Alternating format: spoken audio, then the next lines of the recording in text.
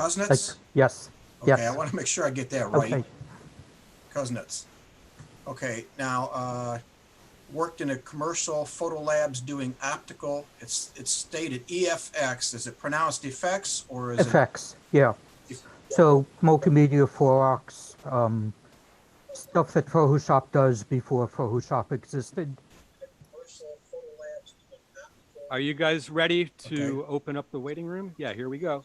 Effects. Yeah. So multimedia forex. Dave, are you okay with me letting people in when you're not looking at it? Yes. All right. Yes. I figure you got enough to do. Somebody's got the YouTube playing because we can hear it. We have audio for all Dave, participants I think it opened. right now. Dave, did it open on your? I got it. Okay. Okay.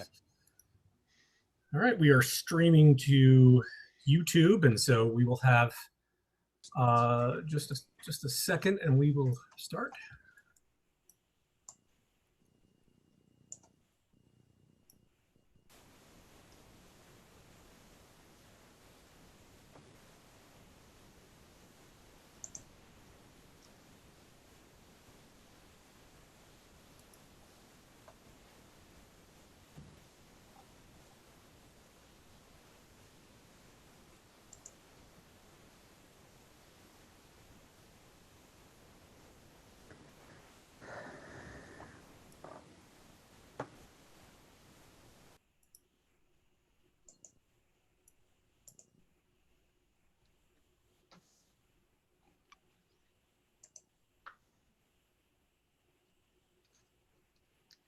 All right, we are ready to begin. So hello out there, folks in Zoom land.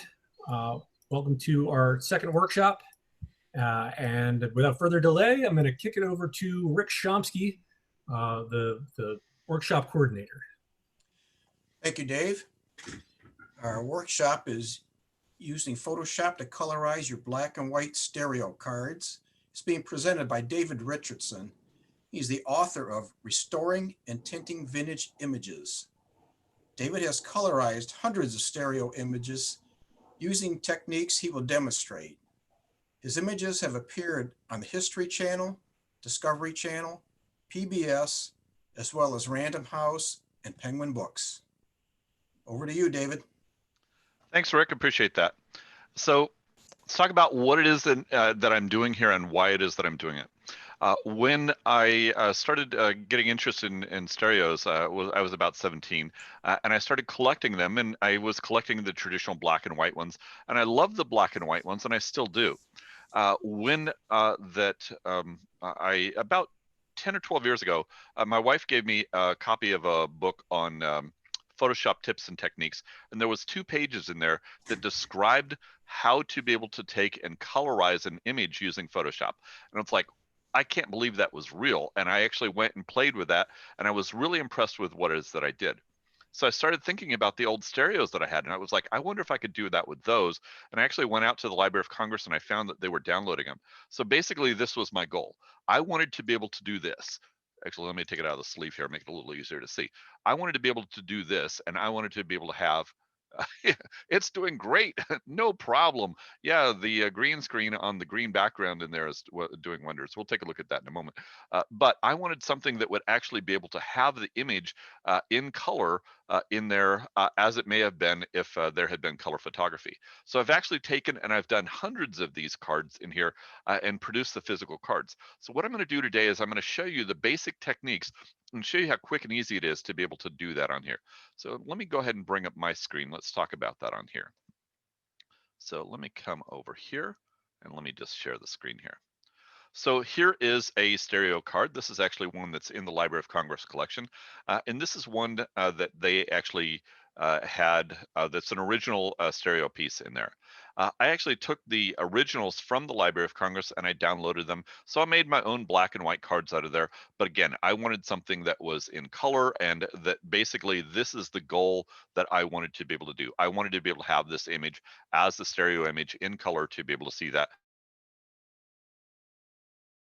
And so that's actually what we're going to look at here, is how to be able to produce this. So let's go and pull this up. I'm going to pull this up in Photoshop and take a look at it. Now, for the purposes of what we're looking at here, you notice that a lot of this is actually cluttered by the tools and things that I have on here. So I'm going to show you some tips to be able to help out with some of those things. And by the way, everything that I'm showing you, you can do within Photoshop. You can also do within GIMP, which is a new image manipulation program. It's a free tool that will allow you to be able to do these things. So you don't need to pay for a tool. There are free ones in there to be able to do that. I am going to show you with Photoshop because that I've had a license for that for a number of years. I actually have an older license in there, but it will do everything that we need to be able to do in here for our demonstration. So let's take a look at what it is that I have. Right now, as I mentioned, my tools are crowding my screen here a bit. So I want to be able to stop crowding the screen. I'm just going to press tab. Now I can see it. So what I'm seeing in here is the image. I actually like to be able to view it in cross view because I can cross view. Obviously, if I wanted to be able to have that as a free view, I could show it that way to be able to do it that way as well. So I'm going to view it in cross view just because it's more comfortable for me.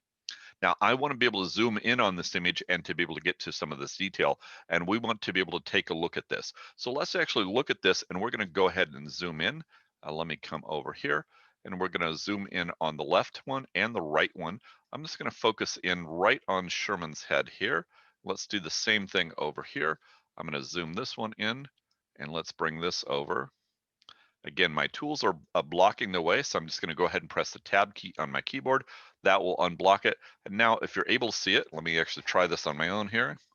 Yeah, I can see it in there as a cross view in there for that.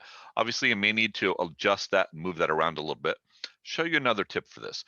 If you do have the images in there and you're able to see the left and right in there for that, if you have it so that you have the hand tool, that is the one here that allows you to be able to go and to be able to move around the image. If you have that hand tool on there and you hold the shift key down on your keyboard and you click on the image, either the left or the right, it doesn't matter, you can pick it up and you can move them around, and it will allow you to be able to move both images simultaneously so they always stay in sync with each other. A great way to be able to just get to the area that we want.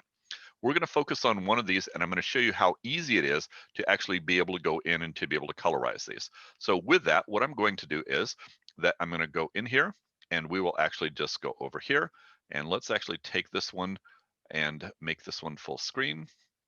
Let me see, can I get my controls out of the way for, let me see here. My zoom controls keep coming up and popping up over where I need to be. So I'm just going to move them out away for a bit. And then I'm going to maximize this one. So we're just seeing one of these images in here. So here is the image that we're going to work with. And what I want to do is, just for demonstration purposes, I'm going to turn off the color, and now we have it as a black and white image. So I need to be able to work with that. So what do I need to do in order to be able to make this happen in here? The first thing I'm going to do is that I'm going to go in there and I'm going to identify the colors that I need to be able to use. So to do that, what I'm going to do is I'm going to pull up one that I actually have created to be able to help make a palette for it. I do have some more advanced techniques. I'm going to show you some simple ones. So in here, I actually, let me move this over a little bit. I actually have a photograph of my wife. Hopefully she's upstairs watching me. She said she was, but I'm using this because I actually like her skin tone a lot, and I want to use that to be able to be part of this particular image, and so I want to add that in here. So I'm going to go here, and I'm just going to sample the image wherever looks good for me, and then it's going to show me the color that I'm seeing in here. So that's the color that I'm going to use, and now I'm going to go back over into my image, and I'm going to add a new layer in here. So I'm going to go here. I'm going to just go up to layer, new layer. By the way, I do have some more advanced techniques. I'm just going to show you a very, very simple, very easy way to be able to do this. I'm not going to get into a lot of the advanced fancy stuff. We're just going to keep it pretty simple in here to be able to do that. So I'm going to go in here and I'm going to pick my paintbrush, and I'm just going to go in here to be able to start coloring this in. Now, as I do this, by the way, let's actually take a look at what I'm doing. I'm using actually a tablet in here, so I'm using a pen.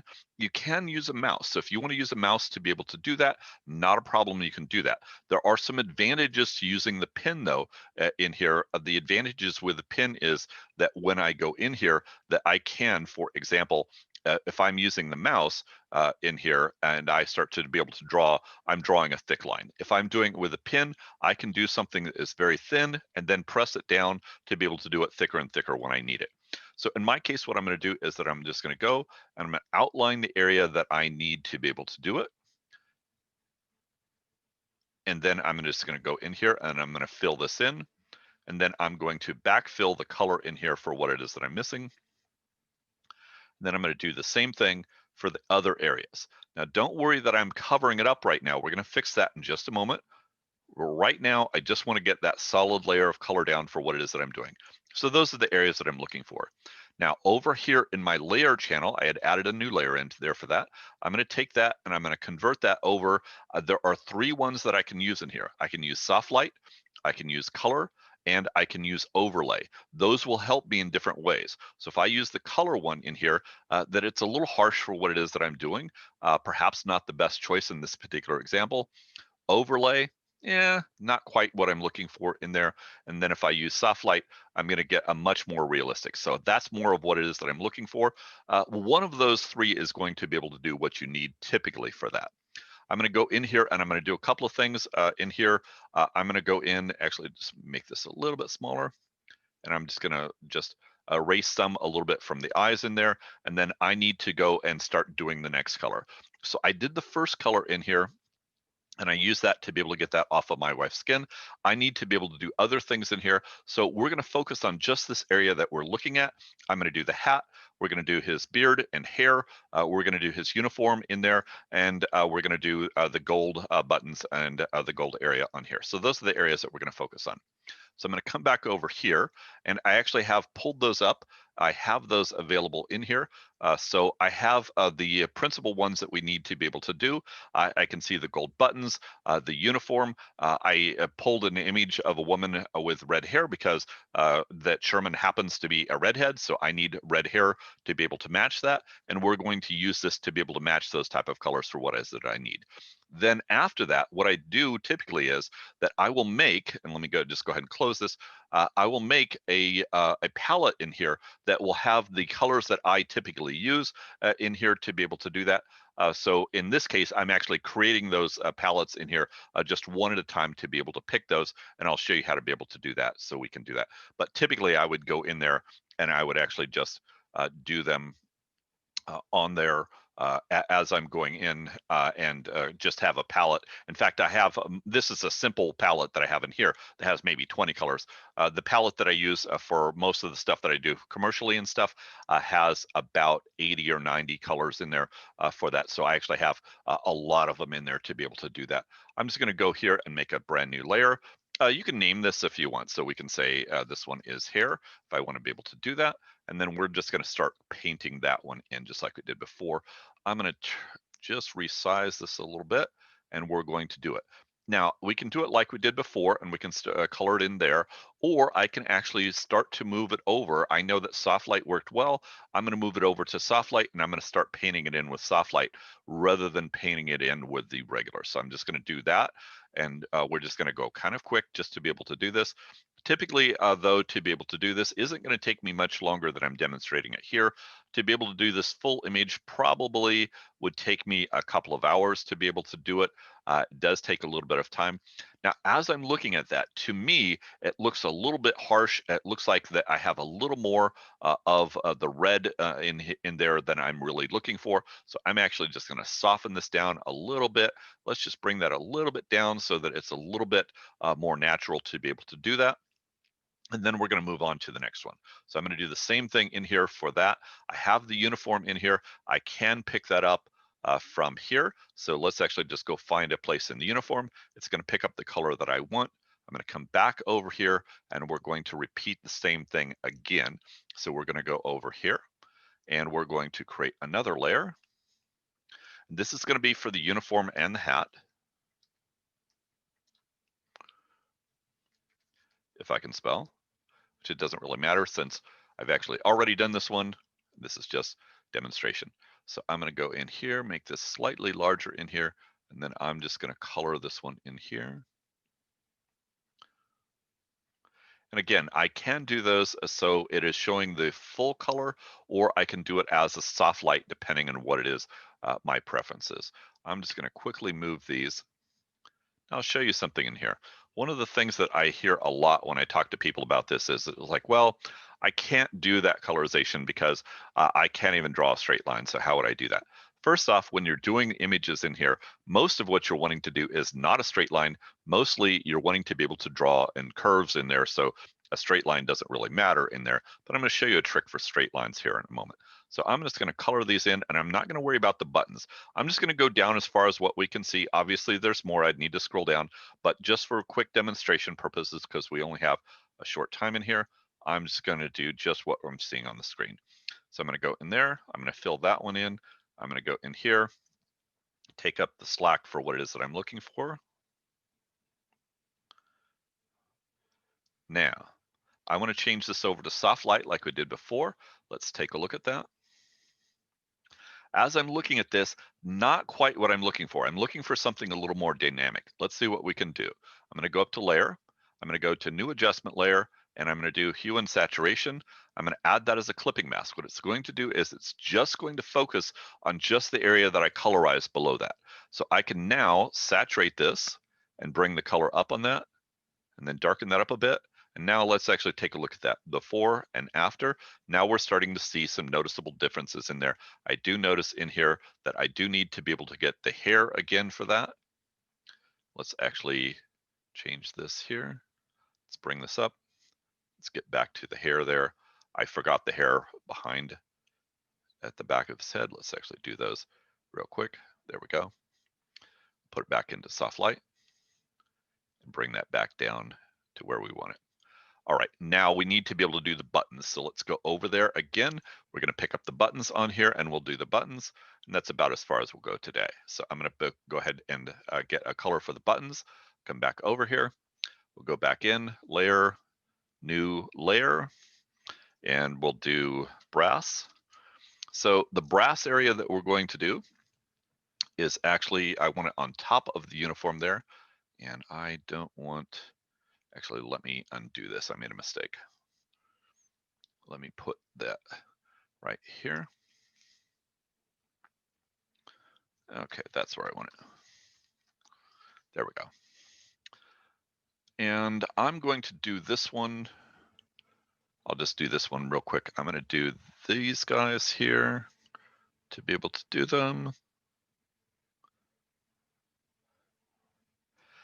And I need this area on the outside. The stars should be white. We're going to take care of that in a moment because they're now actually colored blue because I just colored the whole thing in. So I'm going to take care of that. So I highlighted the whole area on here. Now here's the little trick on here. I'm going to take these, I'm going to hold the control key down, and I'm going to hit the color there, and actually will outline the area that I want. And then I can actually just go into the area for the uniform, and then I can erase those so that now those are actually not colored in. And then I can go in here and go back to the one that I have here. And then I can change this. This is one area where actually using something other than soft light is probably going to work. You notice here when I put this in, not very bright, not very vibrant in here, I'm actually going to choose color in this case in here. So let me go to color, and now I'm seeing color in here for that, and it's picking up the brass really well. I need to do one last thing in here for that, which is to go over here and to be able to just open this up a little bit. And I'm just going to clean this up a little bit just to be able to get them a little bit brighter because I had just colorized the whole thing in there for that. And then we're going to repeat that same thing for the rest of these in here for that. So that is the area that I'm wanting to be able to show you in here for that. I know that actually I did this very, very quickly in here to be able to see that you're kind of getting an idea of what it is that is going on in there. So what we're looking at in here, let me actually just show you a few more techniques in here. I'm actually, this is about as far as I was actually planning on going with this one. And you can see I could continue that in here by just going over and using the various ones that I had in here to be able to pick up some of those kind of things and to be able to do those additional colors in here for that. So let's actually do one more thing in here. I want to show you what we can do for the sky. The sky is one of those areas that is really odd when you first look at it. So I do have a color in here for the sky, and I'm going to go ahead and pick that up, and I'm going to show you a simple technique in here to be able to make this look right. So let's actually get back over into Photoshop, go back into our image, and we're going to go and just resize this so we can see the whole thing. I want to make the sky area for everything that we have up here, and to be able to make that look good, let's actually go and color that in. I'm going to bring it up here to be able to see that, and we're going to go over here.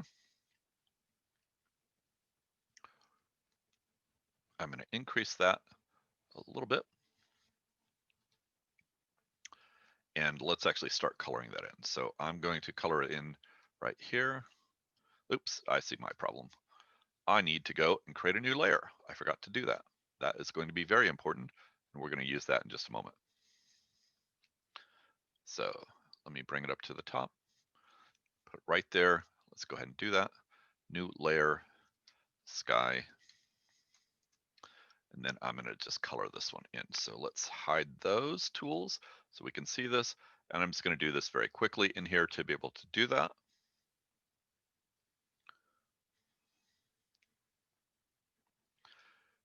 When we get done with this actually, what I did to be able to get the color for the sky, I actually just took a photograph of the sky and then I sampled an image, so I know that I was getting the actual color layer. It's actually getting sky color, so I know that it's right. And I'm going to show you something in here, and it's like, okay, when you did that, it doesn't look like sky, and I'm going to show you how to be able to fix it from what it is to what it should be. So we're just going to go ahead and take care of that real quick. So in here, let's actually do this. And we're going to take care of just this extra area. I'm just going to do this real quick in here. This area is not actually going to be that important. We'll see that in a minute. Right now, it would look really off, so I'm just going to fix that real quick. Let me do that. And let's finish up the rest of this right quick. And our final area there. Okay, now, we know that we sampled it from the sky, but this does not look like sky. It's not looking the way we want it. We know there's a problem, and we don't know what it is. Let's actually take a look at what the problem is here. So in here, I have the color for the sky in here for that. What we need to be able to do is we need to be able to go in, and we need to be able to have this in here with a blending option in here for that. So we're going to go into our blending option, and we're going to go, in this case, to a gradient overlay. And in the gradient overlay, we're going to choose the preset default, which is the top one there for that. And then we're going to do an OK on here and an OK again. What that did was it did it from the dark blue area that we started with, in this case, over to a white. So it gradiented it so that it looks correct. So if I uncheck this, you'll notice that I have a blue sky, but it doesn't look right. If I check that, then it actually looks more like a sky with darker at the top and lighter at the bottom in there to be able to do that. Now, I did promise you a tip in there if you want to be able to go in and to be able to do a straight line. So let's actually do that. I'm going to go and add in one more line in here for that. And we'll do that for, let's do that for wood. I do have some straight lines in here behind him in there, and I want to be able to follow that line. Now, I've actually been doing this long enough that it's actually reasonably easy for me to be able to go in there and to be able to just follow that line. And I could sit here with my tools in here, and actually let's go over. We need to sample our wood color first. So let's go over here. There we go. And I'm just going to sample the wood color. And we're going to pick up wood here. Then we're going to come back over here, and I can go in here. And I've been doing this long enough that I could actually just track this and to be able to do that very easily on there to be able to do it. Not a big deal when you've been doing it practice. But when you're first getting started on this and you need a little hand to be able to do that, how can you manage this? Because straight lines are one of those areas that is really, really daunting. Let me just move this one out of the way, just make it a little easier. So what I'm going to do is I'm going to use my mouse on here, and I'm going to resize this a little bit. So I'm going to use, just bring it down a little bit in here to be able to see what it is that I want to be able to do. And I'm going to click where I want to start. I'm just going to click one time in here, and then I'm going to slide over to where I want the end to be. Let me move these guys out of the way so we can see the end here a little bit. and I want the end to be right over here. So I'm going to hold the shift key down on my keyboard and I'm going to click on it, and then it will draw the line for me. So if I look at this in here, I've now drawn that whole line all the way along with just about 3 clicks on there.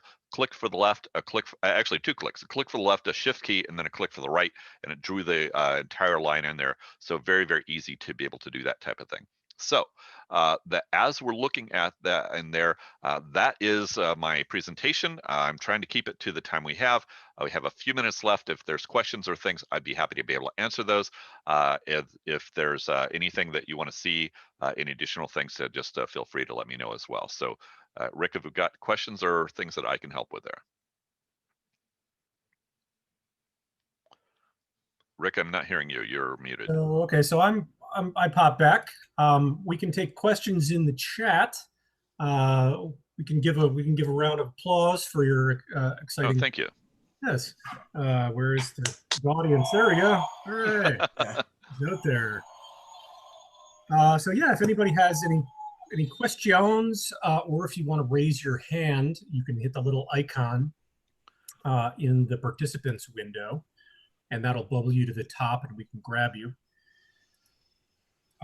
Someone said privately, "Are you related to that soldier?" That is actually General Sherman. So no, I actually have done soldiers that I'm related to 3 soldiers that fought during the Civil War. All of them were privates, none of them were generals. I have done one of them that I have a period image of him. I don't happen to have it available just to pop up on the screen at the moment, but not related to General Sherman, no. All right. Anyone else?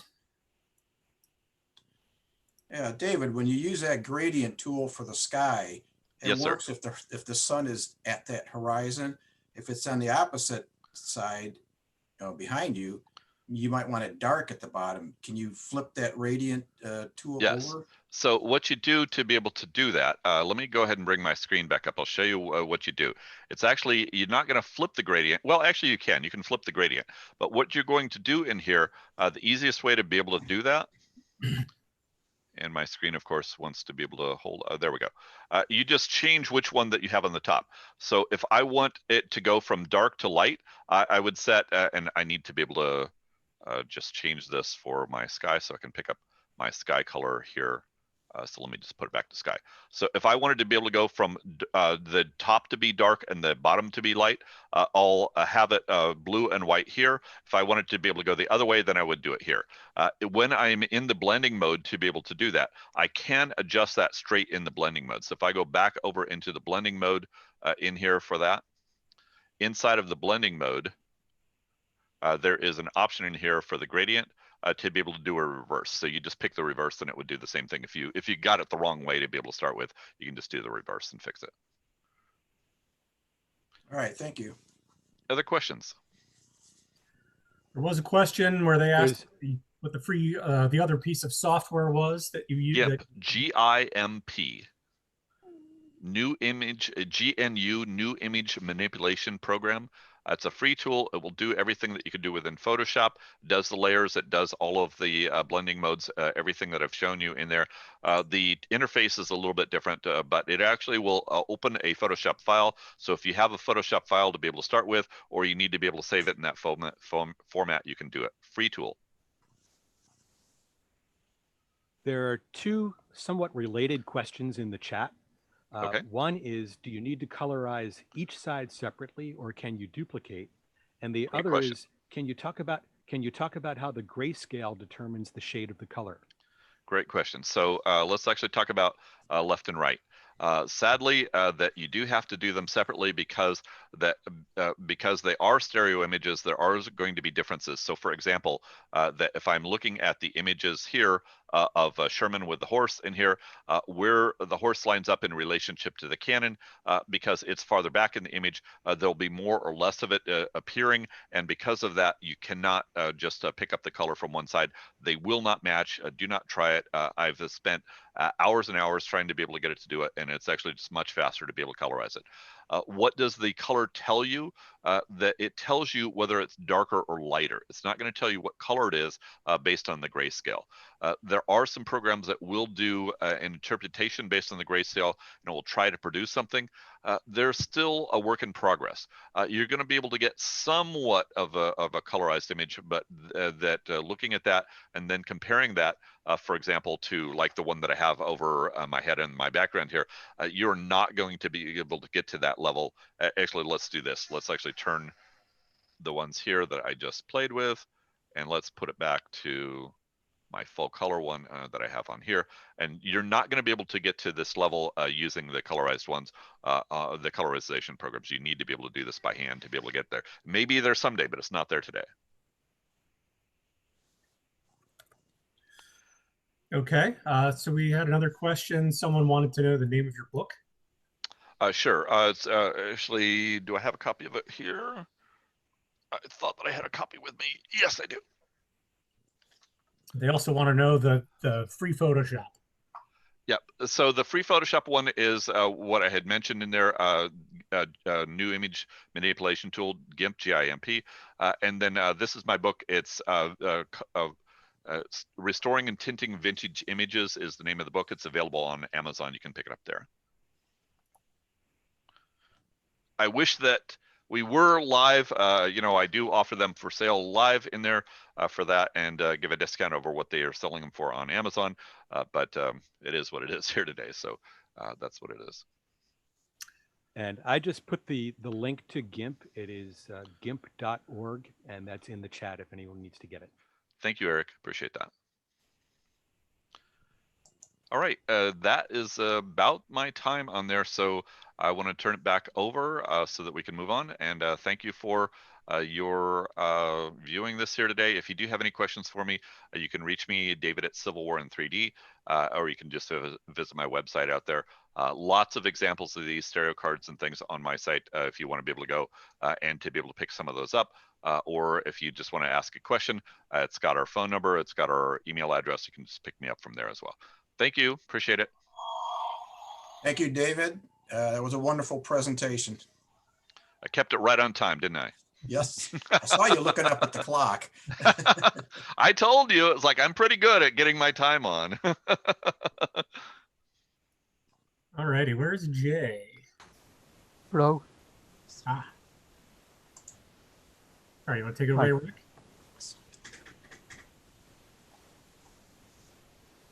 All right. So, okay. Well, Well, let me give you the introduction, please. Jay Kusnetz is going to do external flash and making a pole top trigger for the Fuji W3. Jay worked in commercial photo labs doing optical effects and founded a computer graphics boutique in 1989. While he played with a Nimslo and NewView Video, a gift of a new Fuji W3 reignited his passion for stereoscopy. The 2013 Kickstarter to save the Coney Island Mermaid Parade featured a reward of his 3D photographs. Currently, he is active in a Golden Gate Stereoscopic Society and is developing various gizmos and software. Over to you, Jay. okay, thank you, Rick. Let's start with an overview of the presentation. All of the speakers' slides, notes, pictures, links are at the Golden Gate Stereo Society. Links on the webpage. Many presentation pictures are in anaglyph, so get your glasses out. We're going to start with examples of external flash photography, mechanics of the external flash, some specifics on shooting with a flash, other flashes and connections, examples of PAW photography, the inspiration for my extension PAW, mechanics of making the PAW, adding a remote view to it, and if there's time, questions and answers. So these are the rigs I'll be showing you how to construct. The Fuji W3 is the camera used in this presentation, but it's not just for the W3. You could use the same principles of construction is useful for other cameras. Anything with an internal xenon flash should work. The extension port could also be modified for use with other cameras, and only minimal hand tools are needed. And on my supplemental materials page, I'll have some details on soldering using a multimeter. So a major reason for using an external flash is the W3's internal flash gives this awful double shadow retinal rivalry. An external flash also won't have red eye. You could use it to fill light and shadow detail in sunlight, balance the interior with an exterior exposure, and with more power you can shoot from further away. Mainly, it gives you a lot more control of your image. This is at the Coney Island Mermaid Parade, and you could see flashes being used to fill in the shadows. Having everything in manual mode lets us control the flash to ambient light ratio. Here in a very dark museum exhibit, flash can bring out the detail. And here, additional illumination adds separation. Flash really brings out the details in their costumes. In this case, I rigged the flash to be 2 feet above the camera. And sometimes you just need a little fill light. This was taken in the early afternoon. And this was at dusk, so now we can see the illumination of the signs. Here the shutter was a 1/4 of a second. The camera was panning, so we get motion blur while the flash freezes the action. And here we have just a little blur on the subject. Let's get into the mechanics. I'll explain these parts in detail. First of all, notice how the flash is away from the camera. To hold everything together, I used a flash bracket which I got for under $10. Normally, as you see, the flash is above the camera. Since the arm is attached with 2 metric machine screws, you can remove it and reattach it on facing out, so the flash has a bit more distance away from the camera. And use Loctite to secure the screws. First issue we're going to have is power. When using the flash, the camera tends to eat through the batteries. But we can add an external battery pack to the W3, which will need to use 4 AA rechargeable batteries. You have to use rechargeables in order for the voltage to be correct. I wanted to point out that you can skip making an external battery pack. You don't need it, but it's really nice to have, especially when shooting long events. There are different choices in form factors. I like the square form factor, and this flat one is too awkward to attach to the bracket. This is the part that will replace the internal battery. I'm not sure if they all use a standard connector. Simplest would be finding a 9-volt connector with the right plug, or just cut off the plug and solder the wires. If you do that, remember to double check with a multimeter to make sure it's wired properly. So let's see it put together. I'm going to remove the normal internal battery.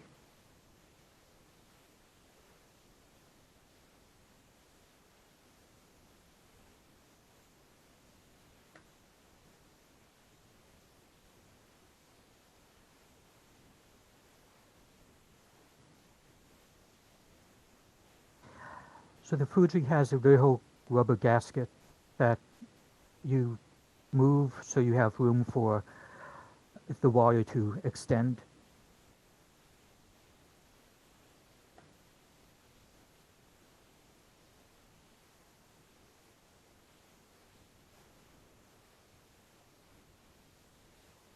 So in this case, I had the proper plug. And when you first turn it on, it goes into store demo mode. And just click the shutter, you're ready to go. Here's a close-up of that rubber cover.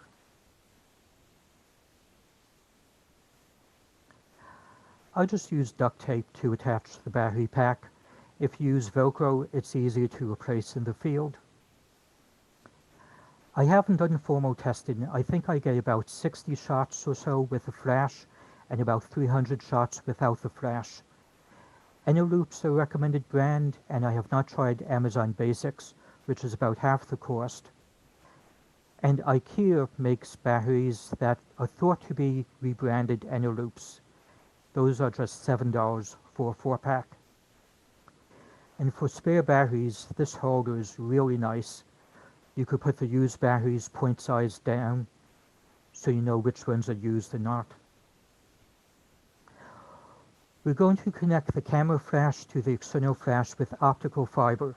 I used fiber from a mood lamp, or you could get 100 meters of fiber from Amazon for $8. Just 6 fibers are enough to transmit the light.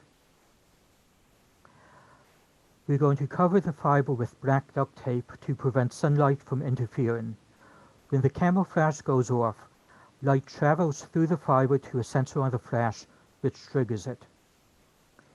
Many flash units have an optical sensor, like the newer, and for a little more money, there are units that have a lot more features, such as the Geekoto. I also use rechargeable AA's for the flash. And as you shop, you might get coupons and ads with great deals. Simple duct tape holds the end of the fiber on top of the Fuji flash, and be careful not to cover the lenses. If you flatten the fiber to a single layer, you'll be able to shut the Fuji cover. Now, when you attach the flash to the bracket, be sure to tighten the locking knob. Or, like me, you might discover if your flash is capable of surviving a 4-foot drop onto asphalt. And this one did. I taped the end of the optical fiber to the sensor on the flash and entirely covered the sensor with black duct tape. So an odd thing about the Fuji and most point-and shoots, they fire the flash twice. First one is to measure what flash power is needed. It's called a pre-flash. Second one after the shutter is opened for the exposure. We want the external flash to trigger during the exposure, so we set the flash to S2 mode, which will ignore the first flash and triggers at the second flash. You set the Fuji to manual mode. I've been able to use a 500th of a second shutter speed. When you first test it, try starting at a 60th of a second. And use forced flash, do not use red eye. Now, manual mode requires understanding the exposure triangle. If you're used to using automatic mode, now you have to do some mental calculations that the camera usually does. To make things easier, you could take one without the flash on automatic mode and set the manual mode to what the camera had decided makes a good exposure for your ambient light. So the exposure triangle is to give you a mental model of how the different parts of the camera work to give you a good exposure. First side is shutter, aperture, and ISO. A change in each side changes different aspects of the image, and it gives you more creative possibilities. If you make a change in one side, such as making the image darker or lighter, unless you also make a change in one or both of the other sides, you'll have a different exposure. So to get into it, if this is a good exposure at f16, and we go 2 stops open to f8, we're overexposed. But now if we also change the shutter to a 500th, 125, 250 is 1 stop, 500 is 2 stops. That gets us back to the correct exposure and might be better for balancing ambient light. There's a lot of tutorials online and a few good simulators. So the classic exposure triangle covers photos taken with only sunlight, but when using a flash, the shutter speed is irrelevant. Flash power determines the base of the triangle. Instead of changing shutter speed, we can set the flash to a fraction of its full power. You need to get the right balance between ambient light and flash power, and there's one more factor, which is subject distance to flash. So let's see some examples. Here you could see the difference a fill flash makes. And imagine the size of a reflector that would have been needed for this shot. Getting the right amount of fill can be tricky. Somewhere between these two would have been better, and the newer flash units have finer degrees of control. A great use is for balancing interiors with windows. I use a diffuser with a flash aimed at the ceiling. Here's a case where I bounce the flash off the ceiling and the wall, which becomes the primary light source. So let's see some more controlled examples. This is late afternoon, sun is low to the right, and notice the very dark shadows. Flash is at a 30-second power, which is probably the right amount of power for this setup. Notice how the flash adding to the sunlight gives a bad overexposure. But with the sun just as backlight, the flash becomes primary light source. Here, 1/16th power is probably correct.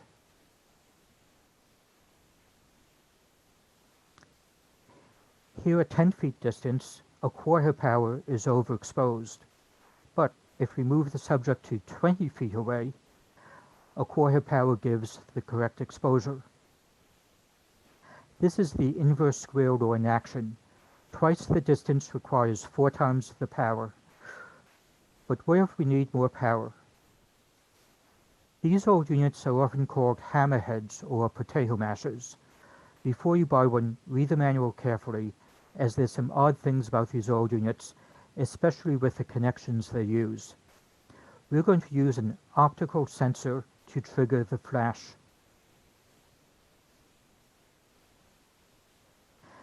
This model, the SYK5, can compensate for the pre-flash using the red eye setting, which sets it to ignore the first flash. Availability is limited. Lately it only seems to be on eBay. Let's see it in action. Here we are back to the sun on the right, but the flash is now on the very far left. This is because I used the radio slave, which frees up your flash from having to be on the camera. We could put the radio transmitter on the optical trigger,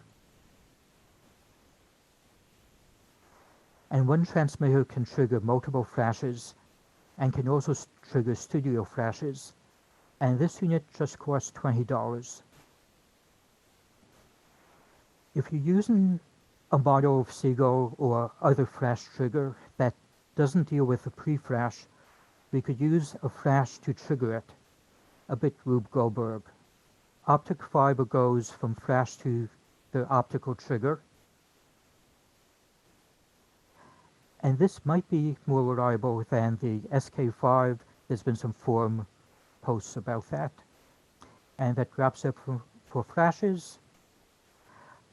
Reasons to use an extension cord would be to get above crowds, get eye level above a performance stage, or eye level to statues. But for us as stereo photographers, we can put more things in the midground instead of having plain sky at infinity. If the camera was lower, there'd be a lot less midground and a lot more sky. Here we can see everyone on their level. We can see just how far the crowd fills the boardwalk. This was taken during the few days of the year when sun aligns with Manhattan streets. and I just happened to walk by. The pole is good for spontaneous shots. It's great for shooting performances. I had permission from the concert organizers to shoot this. Christmas crowds. A bit more of an intimate view compared to looking up from the ground. Here the zookeeper asked me not to stand too close to the seals because they get trained with a similar pole. And a life-size mousetrap game at Maker Faire. This was at the Coney Island Mermaid Parade.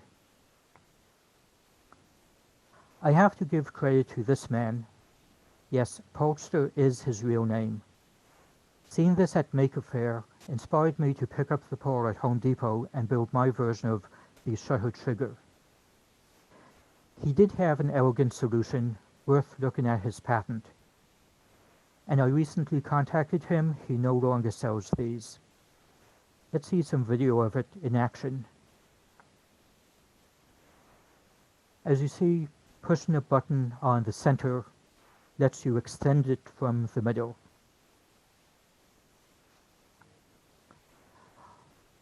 The holes you see on the rod let you lock it in place. And you can actually raise and lower it faster than I'm doing.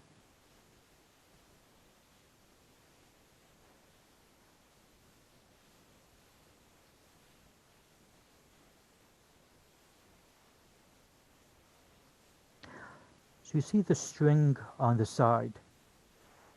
That's the retractable dog leash.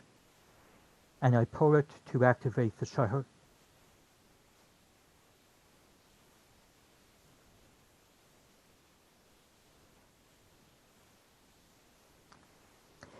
This is actually the second picture I took.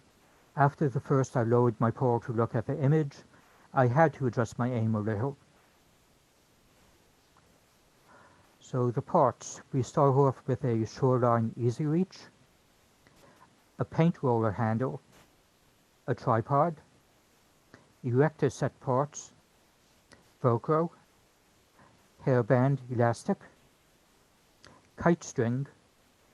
So we're pulling the string, which moves the mechanism and presses the shutter. Big pen, friendly plastic, a wire, screw eye, and the retractable dog leash. Advantage of these parts, minimal tools are needed. So the small version of the pole is widely available. The large version has very few places selling it. And I recently ordered one from Rural King, and it just arrived yesterday. I had a spare tripod that did not have a quick release. Quick release is one more thing to go wrong in the field. Erector set parts let me put it together without needing many tools. I just got a kit that seemed like it had the right parts. Here's the Velcro, which lets you adjust the tension on the band. And I used friendly plastic on the tip. This is great stuff for doing projects. You put into hot water, it becomes moldable, and then when it cools down, you've got hard plastic. So important, the screw eye with the wire acts as a safety stop, so you can't pull it too hard and damage the mechanism. Having the paint roller handle lets you unscrew it from the pole, so you could transport it. And here's some more friendly plastic. So you need to use zip ties to keep the zip ties in place so it doesn't shift. And I had to saw off the bottom to make it flat for the tip. This makes it into a very nice monopod. And in monopod mode, you could just put your finger underneath the mechanism. For things close to you, tilting the camera helps you aim. Or you could put into giant selfie stick mode. and people love shouting, "It's a giant selfie stick." So for aiming, most of my shots I'm not using a viewfinder camera. Just a good guess with some practice is okay. The odd thing I painfully discovered is the USB video out disables 3D mode, so you can't use that.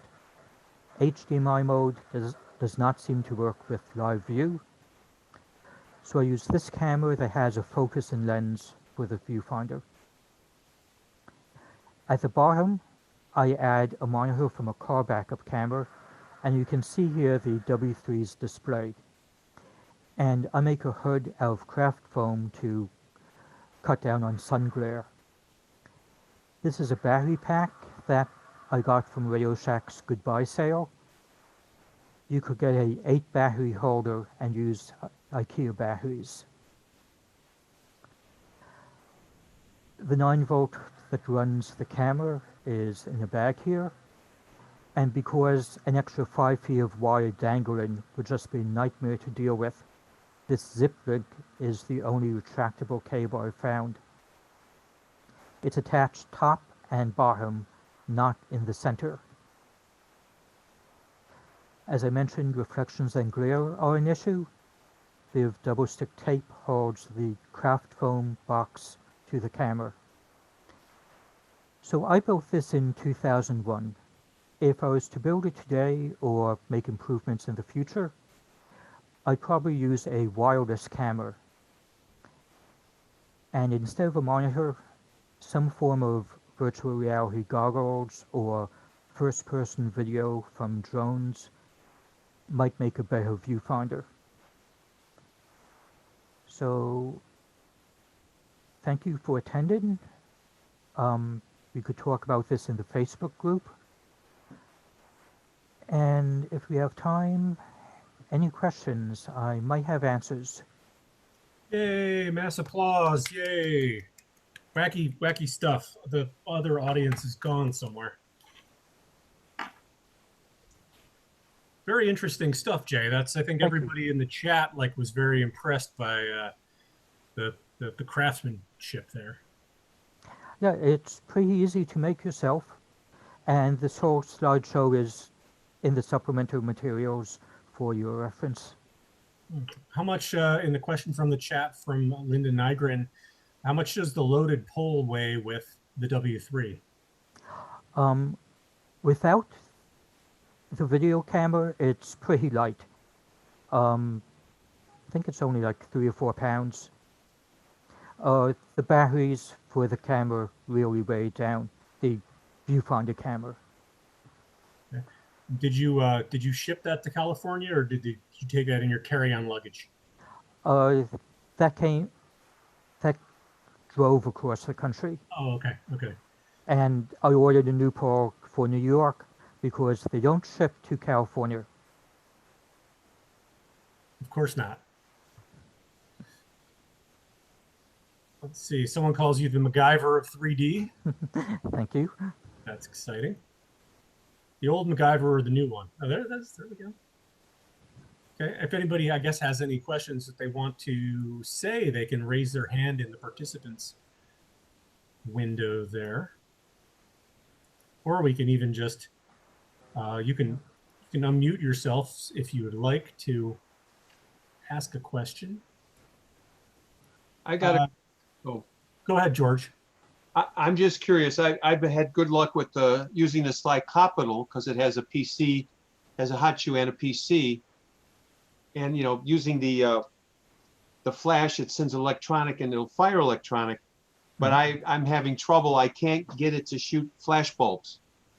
I guess the power that comes out of the isn't enough to juice up and fire a flash bulb. Interesting. I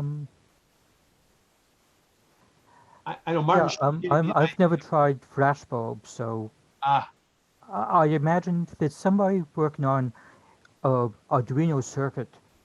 I'll have it in the links. They were on Fohu 3D talking about it. So that could probably be modified. I was thinking of putting some kind of capacitor that, you know, would build up a little Yeah. charge with some voltage on it and putting it in between the slide capital and the flash. The flash. It's a thought. Thanks. It's our Facebook subject about this. Yeah. Do you have a preference of the W1 versus the W3 to customize? I guess you don't. You even have it I only have a W3. done. There's a question in the chat. Do you have a YouTube instructional video or an instructable page explaining how this works? This is the first time I've documented it. So, no, but it's on the Golden Gate Stereo Society page.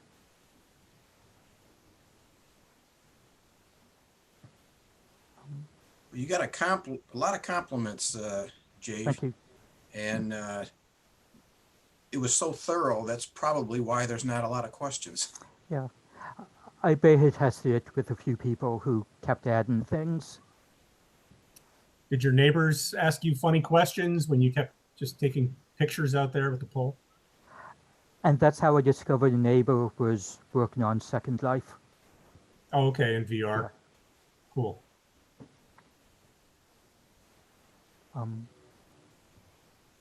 And I want to let you know there were 56 people watching over on YouTube, and Okay. they thought it was a great presentation too.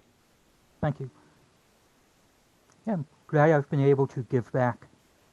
Certainly reading people's forum posts over the years has really taught me a lot. Have you made anything else with that friendly plastic? Some sculptures, refrigerator magnets, trying to hold lenses for a viewer. That didn't work out. Okay.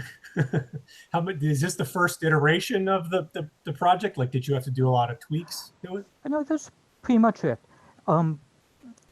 Jim Polster had blog posts up at the time, and this was sort of similar to one of the things he did.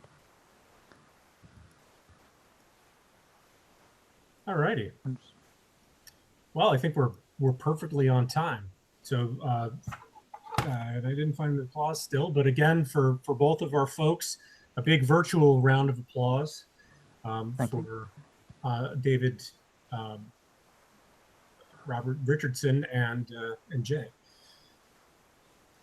Thanks everyone. And if you want to save the link or do we have any links in the chat? There's the ellipsis. But very good. Thanks everyone, and we'll see you in the next session. And thanks to Rick for managing this. Also true. You may not know that there's backups for everything, and Rick has handled that all. So, applause. Well, All right. we may not need the backups, but we did do recordings of everybody but David Richardson because he was kind of late in being slotted into this. But if anybody is unable to perform, the show will go on with the backup tape Yeah. recording. All right. Thanks everyone.